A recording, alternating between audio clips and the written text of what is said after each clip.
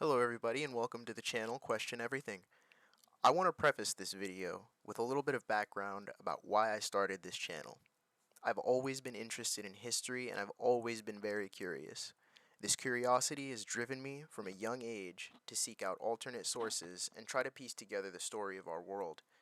When I was a child, I would watch the History Channel with my father and we would discuss all of our theories on whatever ancient architecture or discovery that was being explored on the show. I would watch Ancient Aliens and be amazed at theories that were not afraid to go against the mainstream narrative. I would learn history in school and compare it to the wide variety of viewpoints I would see in shows and on the internet in my own research. I came to the conclusion that I was not being told the whole story.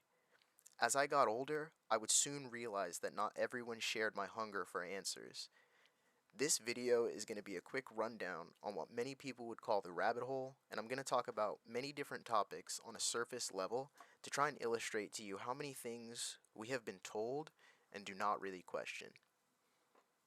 So the first thing we're going to start with our journey looking at our history is maps. This is a map from I believe 1450. It is the Fra Mauro map, and yeah, 1450. And it shows a depiction. It's upside down in the normal orientation that you would see maps in. If you can see my cursor, this is the boot of Italy, and that's how you can orient yourself on this map. This would be Africa, and you've got Asia over here. So the story behind this map is that a monk drew this entire thing as sort of a life's work. And if you look around Europe, here we are, you'll notice that a lot of these names are accurate. Now, I don't speak Latin, but you can see that this says Europa, Norwegia, or Norvegia, but that's obviously where that comes from. Russia, you know, Europa again over here. You've got Tartaria. If you search Tartaria, you will be told that this is a fictional sort of place, and Tartaria is just a placeholder name for all of the nations in this area, which I believe is false, but we'll get to that at a different point. You've got Anglia, just the old name for, Anglo-Saxons, Britain. You've got Spain, Hispania. And then you go over to Africa. Now there's a lot more water here than you would normally expect in Africa, and there's a lot more greenery. Some of these illustrations show towers in the mountainside, and it looks like a storybook sort of map. And the reason that the mainstream gives for this map looking like a fairy tale map, something out of Lord of the Rings, is that all of this, these sort of illustrations, were artistic liberties. That he went through the trouble of illustrating this whole map and making the parts over Europe accurate, but just took some liberties with all of these descriptions. It seems as though he cared about accuracy, but picked and choose he picked and chose when to be accurate, which I do not think is true. I think this map is showing what the world used to look like. It really used to be an incredible place. It gets kind of low quality here, but these buildings are amazing and everywhere. They're covering all of it, and I know it's enlarged to show them, but there are a lot of cities here that show that architecture. A lot of them have these blue colored pillars, and I'm wondering, is that a sign that they are all connected in some way? Because a lot of them have them. But this is one area where the mainstream narrative doesn't really suffice for what you'll find if you look into old world maps. Now in this video, I'm not going to go any deeper into the maps right now because I want you to do your own research. I named this channel Questioning Everything because I truly want you to question everything, because it's okay. We are allowed to ask questions, even though a lot of people will really push back on that point because they have a solidified worldview, and questioning that calls into question everything about their life, and that's hard to do for a lot of people. But we're going to go a little deeper down the rabbit hole. This is just another page of early world maps that have a lot of information on them that not necessarily should have been known, and whatever explanation they give is not pertinent at the moment. So the next thing we're going to look at is cathedrals. Now, you will see these buildings all across Europe and Eastern Europe and even into Russia and Asia. You will see cathedrals. Now, a lot of these were built before power tools, before, fast masonry. You needed craftsmen to do this. And even then, some of the geometric proportions of these buildings are absurd. If you research cymatics, you'll notice that these rose windows on a lot of the cathedrals are cymatic patterns. Now, cymatic pattern is the shape that a sound wave takes when it passes through a medium, let's say water.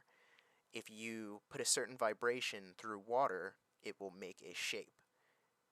A lot of these shapes adhere to different frequencies. If you play a certain frequency, you will see a shape that looks a lot like these rose windows. Now, if you dig into the history of these cathedrals, you will often find that they were built as far back as the 1400s. Now, I'm not trying to take credit from ancient peoples, but that does not seem possible with the technology, and oftentimes what we're told were terrible times to live in. You've got kings fighting and wars being fought over land and cities being razed, and the 100 Years' War and things like that, but they have time to build these structures. So we're going to move off of cathedrals for a second. That's just another area that you can do some research on and really question and analyze the history behind some of these places. Now, when you think of Old West America, you probably think of something like this. You would think wooden buildings, just one road, town, main road, everyone has their own ranch, and that's not really true. If you think of America in 1877, this is what you'd think of it as. The West Coast, at least. But there are panoramas of San Francisco in the 1800s that don't make sense at all. This is 1877. It looks as if the city's entirely built out. And this is only half of the panorama. There's still another portion of city that looks even denser than this around the backside. Now, you look at a city of this size and you'll say, well, where is everybody? You look at the streets, there's not really anyone there. And that's an anomaly in a lot of old pictures of cities pre-1900. If you Google, let's say Moscow, pre-1900, you'll find empty cities just like this. Big panoramas of the city, and it's massively built out, but there's no one walking around, it's empty, and for a city this size, you'd expect the harbor to be active. But you can very clearly see stationary boats, but no sort of shadowy aberrations where boats would be coming in and out. So that's one other thing about our history that you could sort of question. But I wanted to branch from that. This picture was just on this article, and it was a good point to show how some of our perceptions of history are completely different to the reality. So I'm going to scroll down here, And I'm going to ask you, when you think of Greco-Roman architecture, you think of buildings in Italy, you think of buildings in Rome, the Colosseum. But what if I told you that that kind of architecture was literally worldwide? And it looks exactly the same worldwide, even in places that have no business building in this style. So we're going to start with Japan. Is this the kind of architecture that you expect from Japan? Not really. You could plop this in you could plop this in Rome somewhere and people wouldn't bat an eye.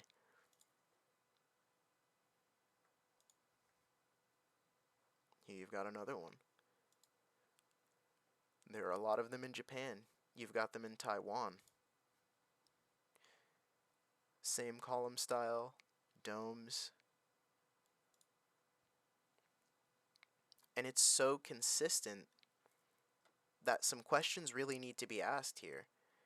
Um, you can look into your own town. There are buildings that look too grand for the time period, and you'll see people in their horse and cart walking around these magnificent buildings, and you'll think, well, it doesn't really look like you could have done this with horse and cart. So how did they do it in ancient Rome? Argentina, Chile, Paraguay, and in the US. This picture is in New York. I know where this picture was taken. This is Wall Street. And it's very odd that the street is empty. They are taking a picture, however, it's still just an odd picture. And they are taking a picture of themselves, it looks. But everyone in this is looking at a camera that we are looking through. And you've got two guys staring at it over here as well. It's just odd framing. You'll find this odd framing in a lot of old photos of people taking pictures of things and there being nobody in the background. But let's continue. These are in the US. I'm not going through the specifics of what city or what building they necessarily are unless I know it, because that's not the point here. The point is to show the prevalence of this architecture all around the world. This one, I actually know this picture. This is the 1893 World's Fair, and we are told that this is temporary. These buildings are made out of plaster and poor materials. All of this, there's more of this. All of this was built in 2 years for the 1893 World's Fair on reclaimed swampland, canals included. It doesn't sound feasible that they did it in 2 years in 1893, but they tell us that. And this architecture, the style of it, the way it looks exactly as the other buildings. And these are all real. These aren't paper mache. These aren't fake. These are stone buildings. And you can even see the stonework in them here. And it looks exactly the same as this one, but we're told that this one was temporary. I don't buy it. Here you've got Russia. This building is in St. Petersburg. This picture was taken in the 1800s, and the streets are empty.